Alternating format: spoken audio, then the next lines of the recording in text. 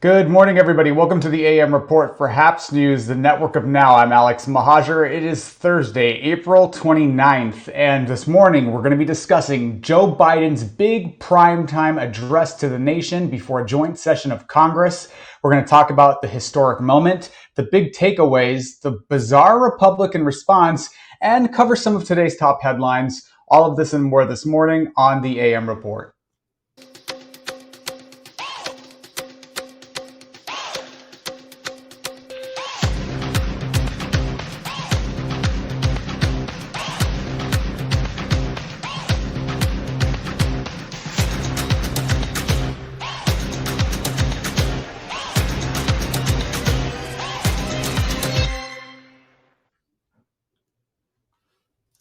Good morning, everyone. If you're watching on the HAPS app or website, click the award button. Let me know you're enjoying the broadcast. If you're watching on Facebook, Reddit, YouTube, Twitter, leave a comment. Bat around with me live on air. Love to see you guys chiming in from around the country, across the globe. We have Chantal is here. Good morning.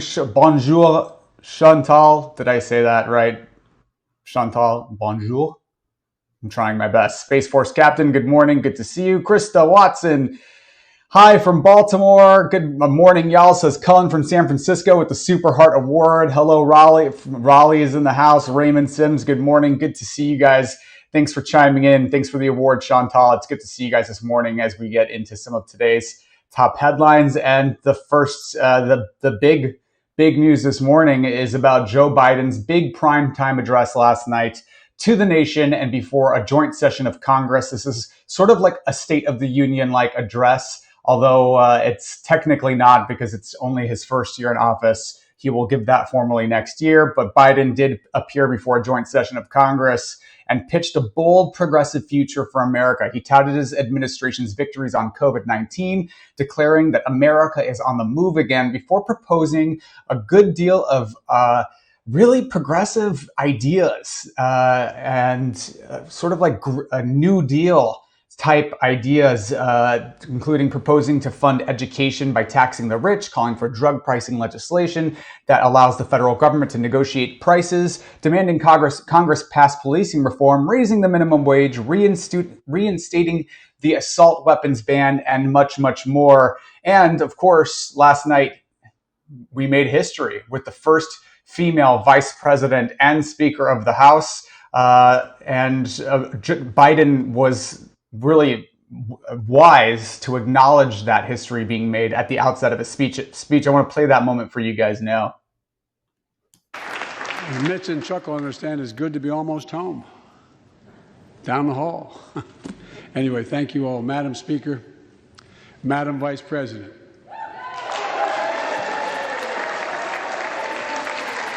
No president has ever said those words from this podium. No president has ever said those words, and it's about time.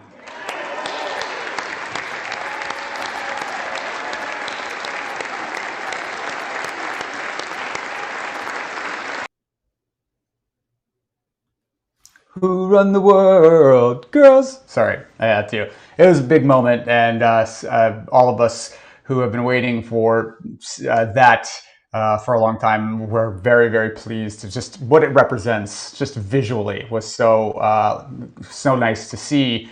And Biden's speech did not short us on policy. It was full of ideas. According to the president, the plan, the American Jobs Plan, which is what was his big focal point of the evening, focuses on four major challenges facing American families, which is access to good education, access to affordable childcare, paid family and medical leave, and tax credits for the middle class. And he's proposing to pay for these things by increasing taxes on those who make $400,000 a year or more. So the uber wealthy. And of course, raising the corporate tax rate, which is something he is proposing to do to pay for the American Jobs Plan, the infrastructure bill. So, of course, Vice President Harris and Speaker of the House Pelosi made history on the dais. And all in all, it was a very bold, progressive speech, and offered a lot of solutions and very unifying. He talked about how we're doing this together, we're in this together, thanks to you. Even though not a single Republican voted to support the COVID-19 stimulus package, he was as conciliatory as you could be. It was a very stark contrast to his predecessor, who was often deeply divisive in these speeches. He was very unifying, very patriotic, saying, I'm more confident than ever in the promise of America. I want to play a little bit of that sort of optimism and patriotism for you as well. Here's a little bit of Biden speaking about the promise of America as we as we sort of round out his 100th day in office, which happens today. Here's that. Crisis to opportunity, setbacks into strength. We all know life can knock us down, but in America, we never, ever, ever stay down. Americans always get up. Today, that's what we're doing. America's rising anew, choosing hope over fear, truth over lies, and light over darkness. After 100 days of rescue and renewal, America is ready for a takeoff, in my view. We're working again, dreaming again, discovering again, and leading the world again. We have shown each other and the world that there's no quit in America, none. 100 days ago, America's house was on fire. We had to act. And thanks to the extraordinary leadership of Speaker Pelosi, Majority Leader Schumer, and the overwhelming support of the American people, Democrats, Independents, and Republicans, we did act. Together, we passed the American Rescue Plan, one of the most consequential rescue packages in American history. We're already seeing the results.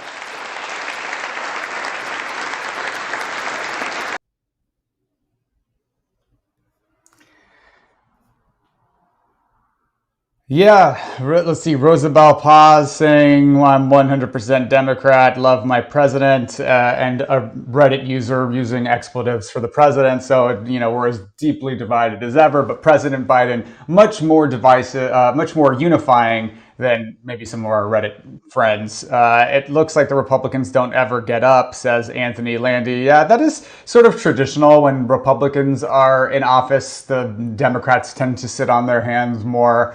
And not stand and applaud. There were a couple moments where Republicans stood, notably Ted Cruz, the insurrectionist from Texas, the Cancun Ted, got up and applauded when Biden was calling on all Americans to get vaccinated, saying that all Americans are now 16 and up are now eligible to be vaccinated, go get the vaccine. And Cruz stood up for that. Other moments where Republicans were visibly displeased with some of his more progressive stances, like raising the minimum wage.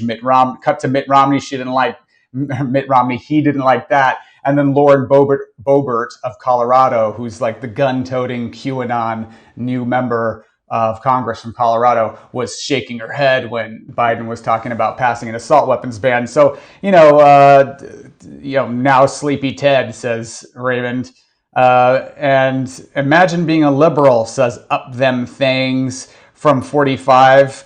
Biden is a joke in bed with big media, says Issue Wild. Well, the United States may disagree with you, Reddit trolls. Biden's speech did very well. A poll amongst views of Biden's speech among speech watchers showed that 85% approved of the speech, 15% disapproved, according to a CBS News poll and a YouGov poll. And more importantly, Biden's speech was among speech watchers. 89% said presidential, 89% said caring, 84% said inspiring, and 80% said bold. So keep trolling, Reddit.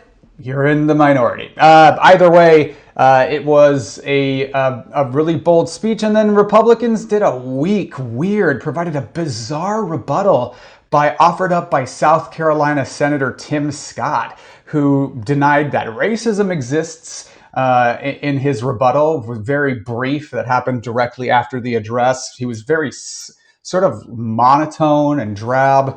He sort of fear-mongered the country, pleading with the US to reject socialist dreams following Biden's call for new programs such as free community college and childcare, and then denied racism exists. His entire speech sort of highlighted the GOP's inability and their struggle right now in defining Biden in a coherent way to mobilize their base and to peg him in a corner where they got him, where they can come for him. They don't have a really coherent strategy on how to do that. One of the things Tim Scott alleged was that America rounded the bend on COVID by the time that Biden took office. When Biden took office, there were 4,000 people dying a day.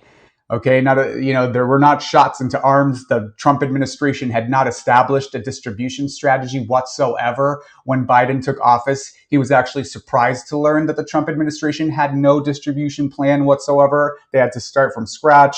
And here's a little bit of Tim Scott's sort of strange, sleepy performance for you guys last night. Our public schools should have reopened months ago. Other countries did. Private and religious schools did. Science has shown for months that schools are safe. But too often, powerful grown-ups set science aside, and kids like me were left behind.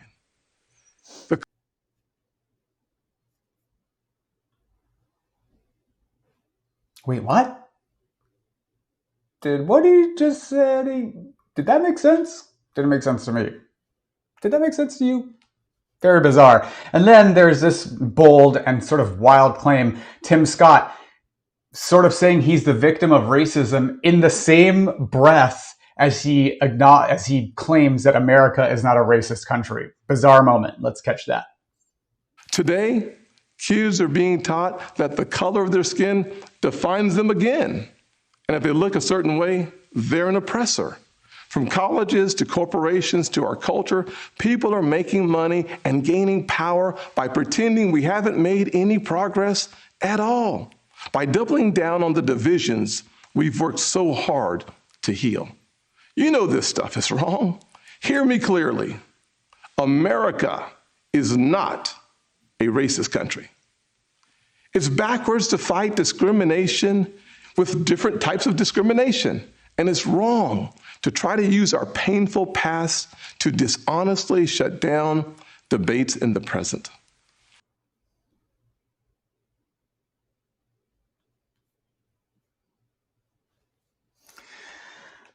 So, Tim Scott offering a weak sauce rebuttal to the president's address. But all in all, the American viewers at home tended to like what Biden was talking about and liked some of the proposals that he brought up. But sort of dark news, while this was happening, the Florida state legislature last night quietly passed an piece of anti-trans legislation. The Florida state legislature passed a bill last night that bans transgender women and girls from female sports teams.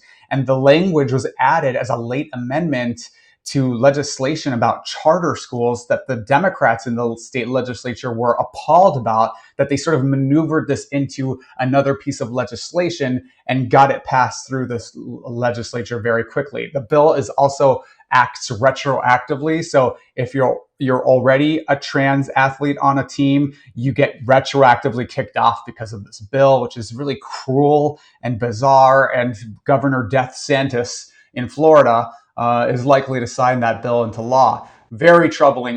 28 states, more than half of the United States in the US, have passed or proposed anti-trans legislation in the last few months, just in the 2021 legislative cycle alone. Deeply troubling, a very problematic assault on the transgender community and the LGBTQ plus community on the whole. And just so you guys know, I'm getting trolled on Reddit right now by homophobes who say, imagine being gay. So this shit still exists. These people are still out there. These ones on Reddit, they're cowards who hide behind their anonymity. But in the Florida state legislature, where do you think they get the gumption? Where do you think they get that hatred? It's from people like this. And so this is still a threat, and we all need to be alert. about the threats posed to the LGBTQ community and the transgender community. And if you're an LGBTQIA member of that community, you need to be activated and alert right now about what's happening to trans people across the United States. Let's see. Melba Peak says they're terrible people. Some of us don't have to imagine, says Cullen. Not hard to imagine, Cullen. For some of us. Dude, someone else on Reddit is saying, don't give the trolls attention. I'm giving them attention because it doesn't bother me. I think the world should know. I think the viewers should know that kind of rhetoric is happening in real time to the broadcast that they're viewing. Because to me, it exposes the deep-seated layer of hatred existing underneath the surface. That's why I gave it the attention. Otherwise, plus I like to bat around with my trolls. It gives me a kick, They're not usually too smart. So fighting discrimination is discrimination. Unbelievable, says Paul Leary. So we see that. Wish we could do something, said Renee. Nothing to do but be aware and speak out. That's all we got to do. Raymond Sims says exactly. And so all in all, very, very sad and troubling news out of Florida. But as we go up a little bit north of the eastern seaboard, some more welcome news coming out of New York. Yesterday, federal agents executed a search warrant on Rudy Giuliani's home. Ruh-roh! Federal agents raided Rudy Giuliani's home and office in Manhattan yesterday, reportedly confiscating computers and cell phones. The former Trump attorney, former disgraced mayor of New York, who really was a mouthpiece for Trump, traveled to Ukraine, sort of doing his bidding.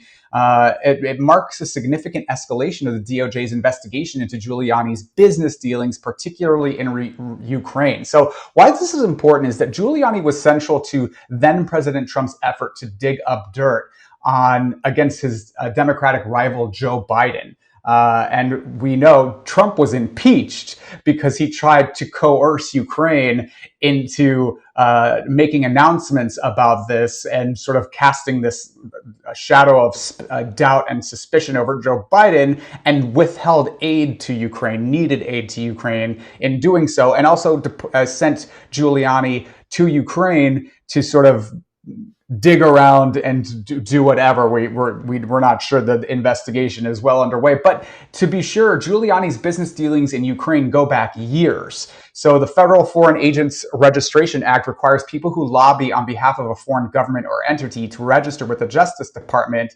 It's aimed at improving transparency and has received a burst of attention in recent years, particularly because of Trump associates, and it revealed the Mueller investigation, for instance, revealed a wide array of foreign influence operations in the United States. So if Rudy Giuliani is doing foreign lobbying work for Ukraine, then we need to know. We need to know about it, particularly if it was on behalf of the United States. If the president of the United States was directing his personal attorney to represent a foreign country as a lobbyist for that foreign country and was getting paid, that's a problem. And so we'll see what happens with this investigation. But another Trump associate facing increased legal woes to this morning for their role in that administration. I still don't know why these folks were willing to, so many of them were really willing to, sell their livelihoods and careers up the river for Trump, knowing that it would end this way. I don't know why. Maybe they thought that they would be protected by these institutions while he was in office, but Trump isn't in office anymore. The DOJ now free to sort of look at these acts of criminality and pursue them objectively because they're criminal, and won't have the protections of the corrupt president to protect them. And finally, in some other welcome news, 3 men have been indicted in the murder of Ahmad Arbury. As you'll recall, Ahmad Arbury was a black man who was shot while jogging in Georgia last year. The 3 individuals have been indicted by a federal grand jury. Their names are Travis McMichael, Gregory McMichael, and William Roddy Bryan, and will face a hate crime charge and a charge of attempted kidnapping. So that's welcome news coming out of Georgia, and hopefully we can have justice for Ahmad Arbery in the wake of the George Floyd killing and the conviction of Derek Chauvin in that case.